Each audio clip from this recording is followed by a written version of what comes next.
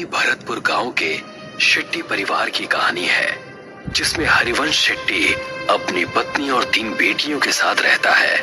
हरिवंश पेशे से इंजीनियर है और अपनी तीनों बेटियों को बहुत पढ़ा लिखा कर अपने पैरों पर खड़ा करना चाहता है। गांव के सभी लोग हरिवंश को बेटियों की पढ़ाई के बजाय उनकी शादियों के लिए पैसे जोड़ने की सलाह देते हैं, मगर हरिवंश शेट्टी अपनी मर्जी का मालिक है।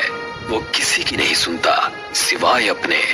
एक दिन अपने ऑफिस जाते हुए हरिवंश को रास्ते में उर्मिला चाची मिलती है। बेटा, मैंने तुम्हें मना किया था ना बेटियों को इतना पढ़ाने से, मगर मैंने सुना है तू उन्हें विदेश भेजने की तैयारी कर रहा है। हाँ चाची, आजकल के बच्चे पढ़े लिखे होते हैं और सब अपने पैरों पर खड़े होते हैं। मैं भी अपनी बेटियों को बहुत पढ़ाना लिखाना चाहता हूँ। एक बार अपने पैरों पर खड़ी हो जाएं, उसके बाद शादी की सोचेंगे। मगर बेटा, उनकी शादी। ओफो चाची, अभी वो तीनों बहुत छोटी हैं। तुम उनकी चिंता मत करो, मैं हूँ ना, मैं सब संभाल लूंगा। इतना कहकर हरिवंश अपने ऑफिस के लिए निकल जाता है। उसके ऑफिस पहुंचते ही उसे खबर मिलती है कि गांव में भूकंप आया है और सब बर्बाद हो गया है। हरिवंश वापस घर पहुंचता है और देखता है कि उसका पूरा गांव बर्बाद हो गया है। अरे ये सब क्या हो गया? मैं तो लुट गया, बर्बाद हो गया। अब कैसे सब हो पाएगा? मेरी बेटियां कैसे विदेश जाएंगी और आगे की पढ़ाई करेंगी? अजी, नुकसान तो पूरे गांव का हुआ है, मगर भगवान की कृपा है कि हम में से किसी को कुछ नहीं हुआ। सभी लोग जल्दी से जल्दी गांव को खाली कर दो। सरकार ने कहा है यहाँ अभी और बड़े भूकंप आने वाले हैं। देखते ही देखते पूरा गांव नदी पार करने के लिए इकट्ठा हो जाता है। सभी नदी के किनारे खड़े चिट्ठी का इंतजार करते हैं।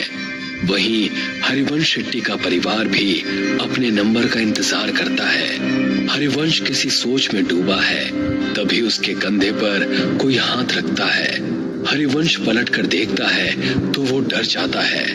खून से लथपथ एक आदमी उससे कहता है, बहुत लंबा इंतजार करवाया है तूने, आखिरकार तू हमारी पकड़ में आ ही गया। हरिवंश उस आदमी को देखकर डर जाता है। वो आसपास देखता है, सभी लोग नॉर्मल हैं। ऐसा लगता है जैसे हरिवंश के अलावा किसी और को वो आदमी नजर ही नहीं आ रहा। कौन हो तुम और मेरा इंतजार क्यों कर रहे थे? आत्मा कुछ कहती कि तभी हरिवंश की सबसे छोटी बेटी उससे कहती है, पापा, हम कब से यहाँ इंतजार कर रहे हैं। सबका नंबर आ रहा है, मगर हमारा बोट में नंबर ही नहीं आ रहा। अब तो मुझे बहुत जोर से भूख भी लग रही है। क्या दिन देखने पड़ रहे हैं ना इंजीनियर। जब अपनों के साथ कुछ बुरा होता है ना, तो हमें कहीं चैन नहीं मिलता। सही कहा ना मैंने? मगर तुम हो कौन और मुझसे क्या चाहते हो? तभी हरिवंश की नजर नदी के बीचों बीच चल रही नाव पर पड़ती है, जहाँ से बहुत चीखों की आवाजें आ रही हैं। नाव नदी के बीच हिचकोले खाने लगती है। तभी हरिवंश की नजर नदी में कुछ आत्माओं पर पड़ती है, जो चिट्ठी से कुछ लोगों को पानी में गिराने की कोशिश कर रहे हैं। जो आदमी नदी में गिरता जाता है, वो आत्माएं एक एक करके उनका गला मरोड़ती, तो कोई आत्मा किसी का खून पीती है। इतना भयानक मंजर देखकर हरिवंश मन में सोचता है, शायद इन आत्माओं को आदमियों से प्रॉब्लम है, इसीलिए ये सिर्फ आदमियों को मार रही हैं। अगर मैं मेरे परिवार के साथ गया तो ये मेरे साथ साथ उन्हें भी नुकसान पहुंचा सकती हैं, जो मैं बर्दाश्त नहीं कर सकता। इतना सोचते हुए हरिवंश वहाँ से उल्टा गांव की तरफ भागना शुरू करता है और उसके परिवार वाले उसे वापस आने को कहते हैं। अरे, वहाँ कहाँ जा रहे हैं आप? गांव में खतरा है, लौट आइए। हाँ पापा, वापस आ जाइए ना प्लीज। वहाँ मत जाइए, मत जाइए ना पापा, वापस आ जाइए ना। मगर हरिवंश किसी की नहीं सुनता और गांव के अंदर भाग जाता है। वो जैसे ही गांव में जाता है वो देखता है वहां कोई नहीं है। एकदम सन्नाटा छाया हुआ है। हरिवंश अपने उजड़े हुए गांव को चारों तरफ से देखता है। तभी उसे एक आत्मा उसकी ओर दौड़ती हुई नजर आती है। हरिवंश अपनी जान बचाकर वहां से भागता है। भागते भागते थक जाने के बाद हरिवंश एक सरकारी स्कूल की बिल्डिंग के बाहर बैठ जाता है।